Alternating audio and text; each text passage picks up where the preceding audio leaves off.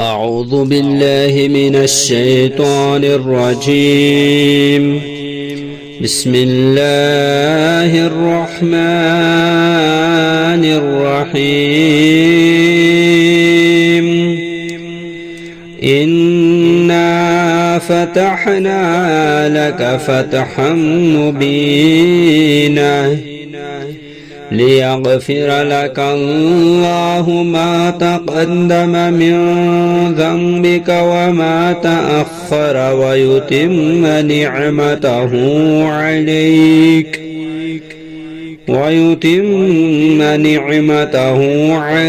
ويهديك صراطا مستقيما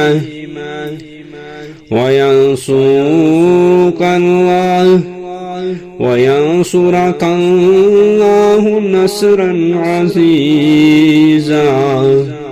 هو الذي أنزل السكينة في قلوب المؤمنين ليزدادوا إيمانا مع إيمانهم ولله جنود السماوات والأرض وكان الله عليما حكيما. ليدخل المؤمنين والمؤمنات جنات تجري من تحتها الأنهار خالدين فيها ويكفر عنهم سيئاتهم وكان ذلك عند الله فوزا عظيما. ويعذب المنافقين والمنافقات والمشركين والمشركات الظانين بالله ظن السوء عليهم دائرة السوء وغضب الله عليهم ولعنهم وأعد لهم جهنم وساءت مصيرا. ولله جنود السماوات والأرض وكان الله عزيزا حكيما. إنا أرسلناك شاهدا ومبشرا ونذيرا لتؤمنوا بالله ورسوله وتعزروه وتوقروه وتسبحوه بكرة وأصيلا. إن الذين يبايعونك إنما يبايعون الله يد الله فوق أيديهم فمن نكث فإنما ينكث على نفسه ومن أوفى بما عاهد عليه الله فسيؤتيه أجرا عظيما.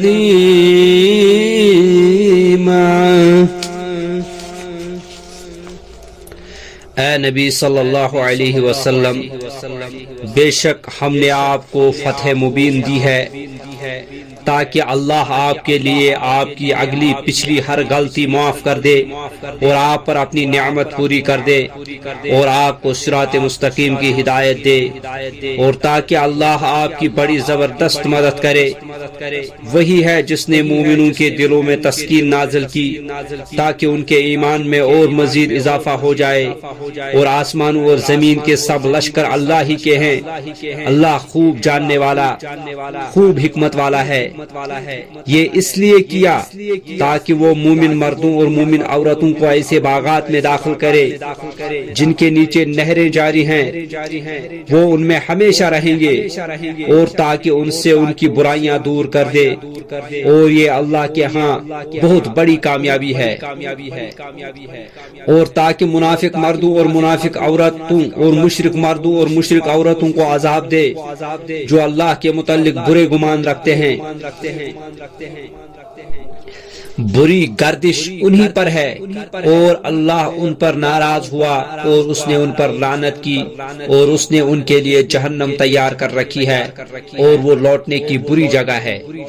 और आसमानों और जमीन के सब लश्कर अल्लाह ही के लिए हैं और अल्लाह निहायत गालिब खूब हिकमत वाला है।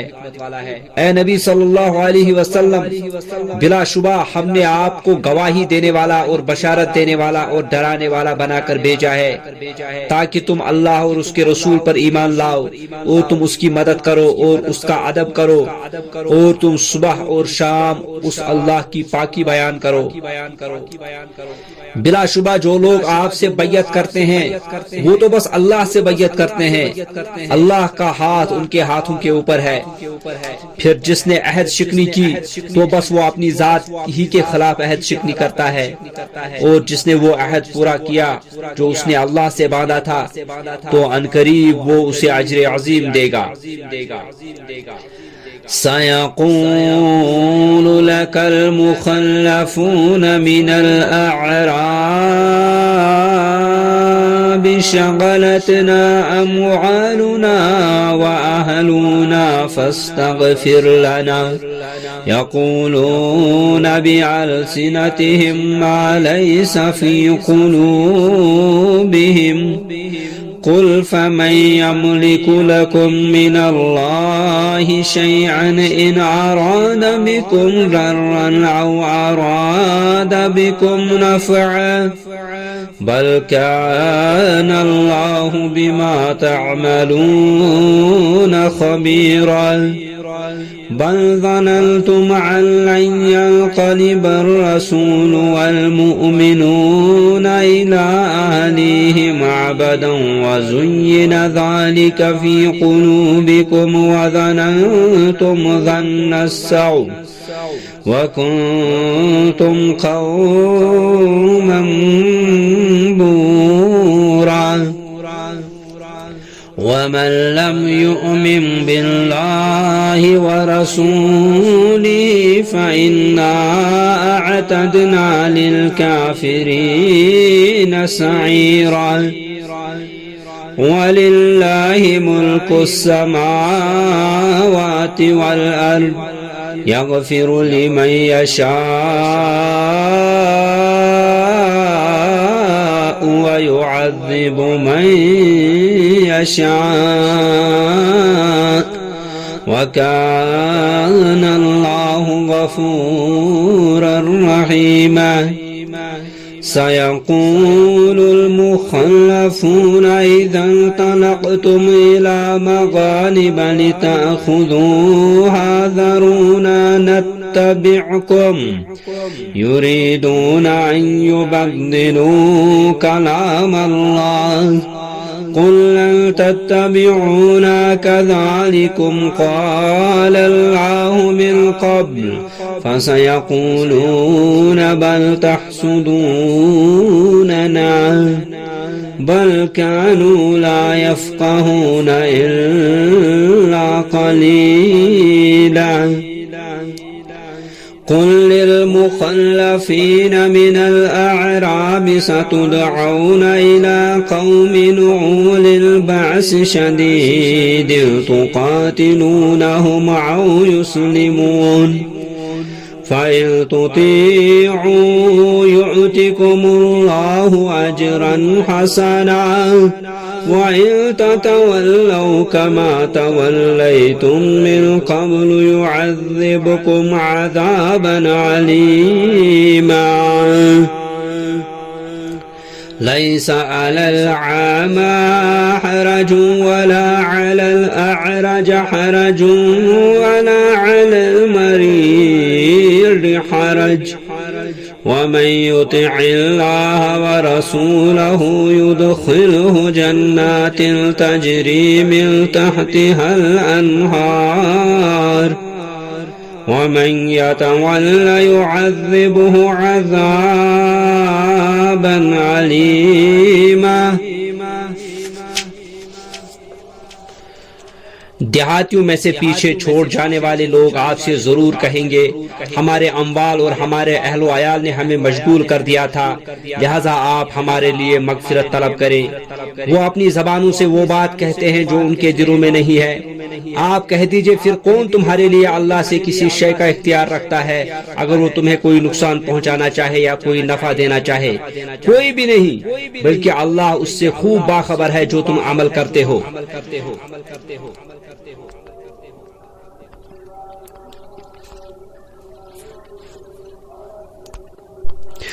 بلکہ تم نے گمان کیا تھا کہ رسول اور مومنین اپنے اہل و عیال کے پاس ہرگز نہیں لوٹیں گے، اور یہ بات تمہارے دلوں میں پرکشی بنا دی گئی تھی، اور تم نے برا گمان کیا تھا، اور تم لوگ ہو بھی ہلاک ہونے والے. اور جو شخص اللہ اور اس کے رسول پر ایمان نہیں لایا تو بلا شبہ ہم نے ایسے کافروں کے لیے خوب بھڑکتی ہوئی آگ تیار کر رکھی ہے.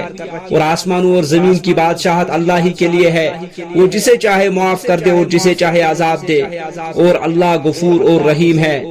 ان قریب جب تم مال غنیمت حاصل کرنے کے لیے خیبر کو چلو گے تو پیچھے چھوڑے جانے والے لوگ کہیں گے ہمیں اجازت دیجیے ہم بھی تمہارے ساتھ چلتے ہیں.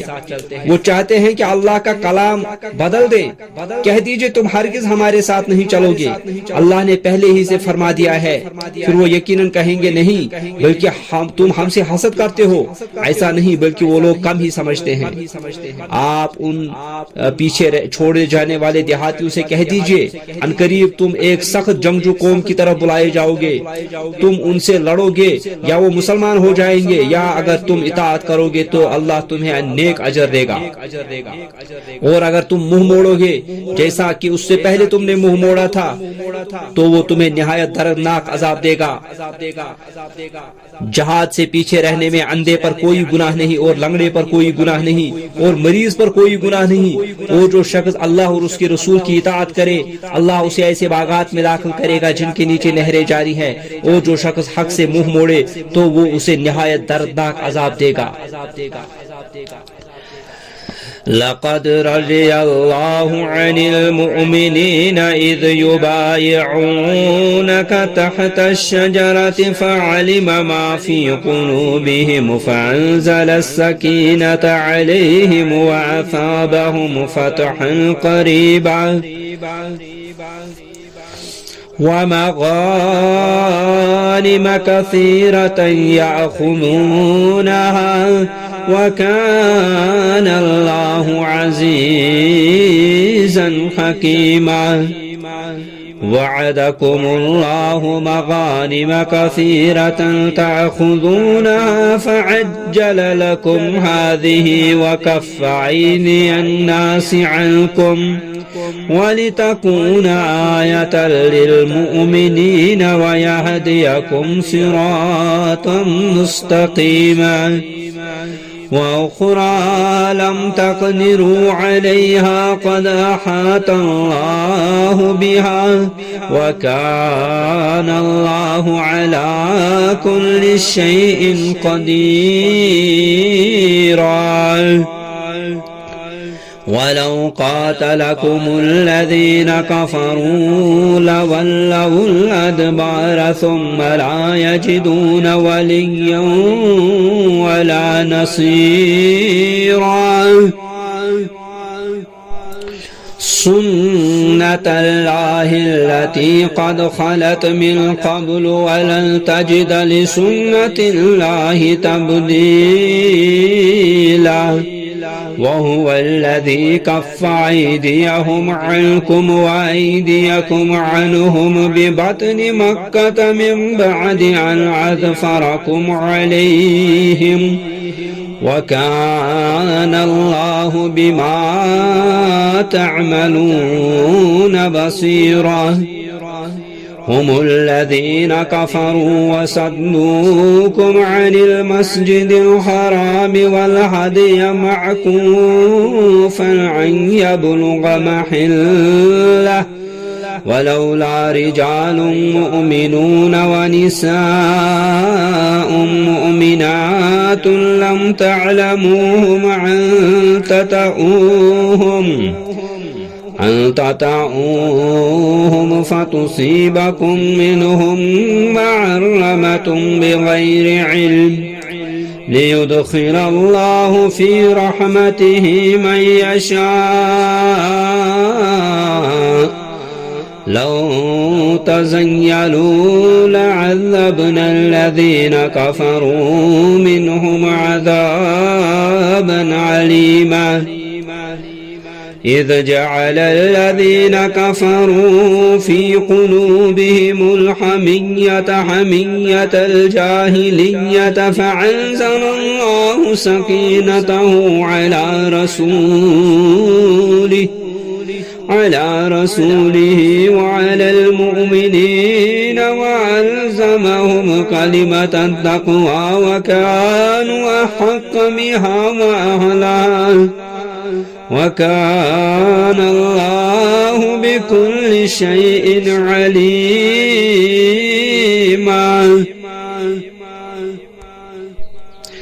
یقیناً اللہ مومنوں سے راضی ہو گیا جب وہ درخت کے نیچے آپ سے بیعت کر رہے تھے، چنانچہ ان کے دلوں میں جو خلوص تھا وہ اس نے جان لیا تھا، تو اس نے ان پر سکینت نازل کی اور بدلے میں انہیں عنقریب فتح دی اور بہت سے اموال غنیمت بھی عطا کر دیے جو وہ حاصل کریں گے، اور اللہ نہایت غالب خوب حکمت والا ہے۔ اور اللہ نے تم سے بہت سے اموال غنیمت کا وعدہ فرمایا ہے کہ تم انہیں حاصل کرو گے، چنانچہ اس نے جلد ہی وہ تمہیں عطا کر دیے اور لوگوں کے ہاتھ تم سے روک دیے تاکہ یہ مومنوں کے لیے ایک نشانی ہو جائے اور تاکہ وہ تمہیں صراط مستقیم کی ہدایت دے۔ اور اللہ نے دوسری غنیمتوں کا بھی وعدہ کیا جن پر تم قدرت نہیں رکھتے تھے، مگر اللہ نے ان کا احاطہ کر رکھا تھا، اور اللہ ہر چیز پر خوب قادر ہے۔ اور اگر وہ لوگ جنہوں نے کفر کیا تم سے لڑتے تو یقیناً وہ پیٹھ پھیر جاتے، پھر وہ کوئی دوست اور کوئی مددگار نہ پاتے۔ یہ اللہ کا طریقہ ہے جو پہلے سے چلا آ رہا ہے، اور آپ اللہ کے طریقے میں ہرگز کوئی تبدیلی نہیں پائیں گے۔ اور وہ اللہ ہی تو ہے جس نے وادی مکہ میں ان کفار کے ہاتھ تم سے اور تمہارے ہاتھ ان سے روک دیے بعد اس کے کہ اس نے تمہیں ان پر کامیابی دی تھی، اور اللہ اسے خوب دیکھ رہا تھا جو تم عمل کرتے ہو۔ یہ وہی لوگ ہیں جنہوں نے کفر کیا اور تمہیں مسجد حرام سے روکا اور قربانی کے جانوروں کو بھی اپنی قربان گاہ تک پہنچنے سے روک کے رکھا۔ اور اگر مکہ میں کچھ مومن مرد اور مومن عورتیں نہ ہوتے جن کے ایمان کو تم نہیں جانتے، اگر یہ خطرہ نہ ہوتا کہ تم انہیں رون ڈالو گے پھر بے خبری میں ان کے قتل کی وجہ سے تمہیں تکلیف پہنچتی تو تمہیں لڑنے کی اجازت دے دی جاتی، لیکن ایسا نہیں کیا گیا تاکہ اللہ جسے چاہے اپنی رحمت میں داخل کرے۔ اور وہ مومنوں اور کافروں کو الگ الگ ہوتے تو ان میں جو کافر تھے ہم انہیں دردناک عذاب دیتے۔ جن لوگوں نے کفر کیا جب انہوں نے اپنے دلوں میں حمیت ضد پیدا کر لی، جاہلیت کی ضد، تو اللہ نے اپنے رسول پر اور مومنوں پر تسکین نازل کی اور ان کو تقوی کی بابت اس پر ثابت قدم رکھا، اور وہ اس کے زیادہ مستحق اور اہل تھے، اور اللہ ہر شے کو خوب جانتا ہے۔ لقد صدق الله رسوله الرؤيا بالحق لقد صدق الله رسوله الرؤيا بالحق لتدخلن المسجد الحرام إن شاء الله آمنين محلقين رؤوسكم ومقصرين لا تخافون فعلم ما لم تعلموا فجعل من دون ذلك فتحا قريبا هو الذي أرسل رسوله بالهدى ودين الحق ليظهره على الدين كله وكفى بالله شهيدا محمد رسول الله والذین معه اشداء علی الكفار رحماء